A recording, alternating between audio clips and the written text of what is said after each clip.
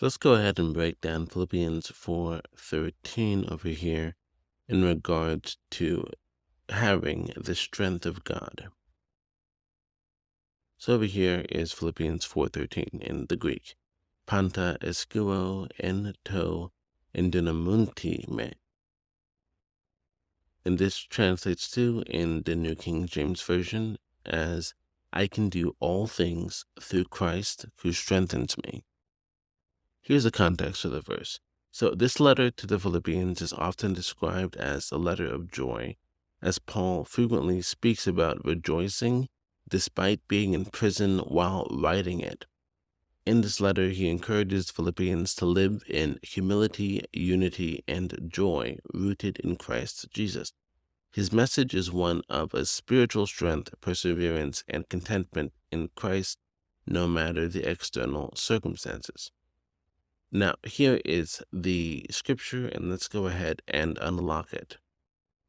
So in this scripture, what we have is a Mandela effect, in that what we have known the scripture to be isn't necessarily exactly as it is originally.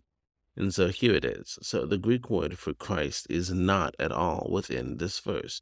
And so what Paul does is, instead of explicitly mentioning Christ by name in the text, it uses the participle endynamunti, this word over here, indicating to the one that strengthens me. It doesn't directly indicate that he's referring to Christ in this verse, but earlier, using the context of the scripture overall, we can tell that he is referring to Christ.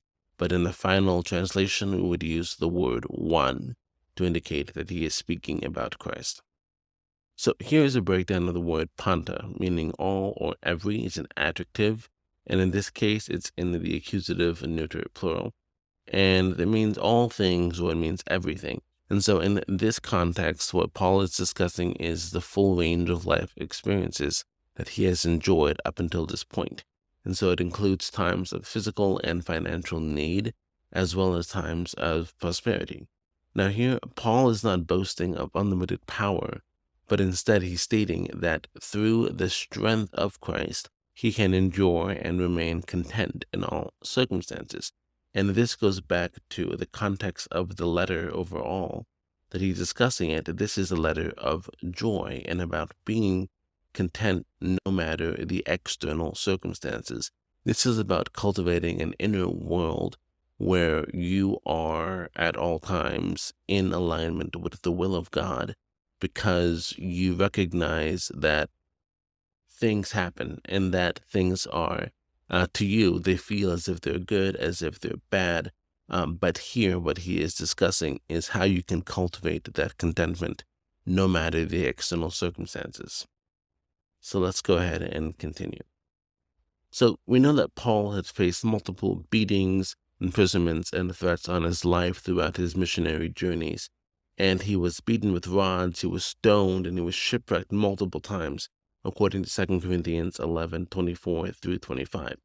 Now, Paul was frequently imprisoned for preaching the gospel, including being jailed in Philippi. And we can see that in Acts 16, and later on in Rome, where he wrote this letter to the Philippians.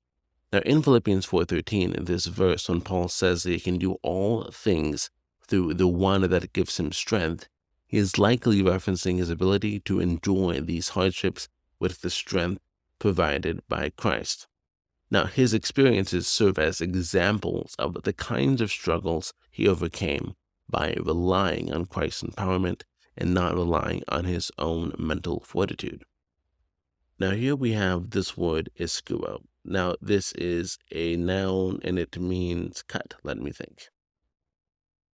This is a verb and it means that I am strong, or I have power, or I can overcome. And now what this means is that in this context, it expresses the idea of being able to do something or having the ability or the strength to accomplish something. Now, in this present tense, it suggests that let me think. Now, in this let me think. Now, the present tense suggests that it's a continuous action. So Paul is saying that he constantly has strength. It's not just a single burst that he has. but this happens and occurs throughout his circumstances. Now, the active voice over here indicates that it's something that Paul experiences both let me think. The active voice indicates that this is something that Paul experiences firsthand, and it's very active within his life. Now, this explanation of iskuo highlights that God gives believers real and active strength to face the challenges and resistances in their lives. This strength allows them to confront difficulties head-on and accomplish what God has called them to do. Now, the resistance they encounter is a part of God's plan, and through it they are empowered to reach the success God defines for them and not what they define for themselves. And you can see even more of a breakdown that I did in John 3:16. I'll go ahead and link to it on the top over here. And what we see over here, whenever we look at the word iskuo even closer, we see that it means to actually get into the action, engaging the resistance. And so for the believer, it refers to the Lord strengthening them with a combative and confrontive force to achieve all that he gives faith for. That is, facing the necessary resistance that brings what the Lord defines as success. Now, here is the next word that is really essential, is dunamonti. Now, this word refers to I strengthen or I fill and I make with power. This word over here in dunamonti goes hand in hand with iskuo. What dunamonti means, the one strengthening or the one that is empowering. And so the present participle over here in this tense indicates a continuous or ongoing action. So now Paul is not just strengthened once, but he is continually empowered by the power of Christ. Now, the dative case over here, which we can tell by the iota, connects this word to the preposition over here, en, through or in, which shows that this strengthening comes through or in the one that's doing the action. In this case, it is Christ. Now, together, these words show that Paul's ability to do all things or to be strong in all situations, it is not self-generated. It is in Christ's ongoing empowerment that it gives him the strength to do whatever is required, whether it is enduring hardship or it is thriving in abundance. So what Paul is doing here is that he's not claiming self-sufficiency, but he is emphasizing Christ's sufficiency. The strength that Christ gives is the key to his endurance and success. So let's go ahead and translate it properly. Here's the original. I can do all things through Christ who strengthens me. And here is the refined translation.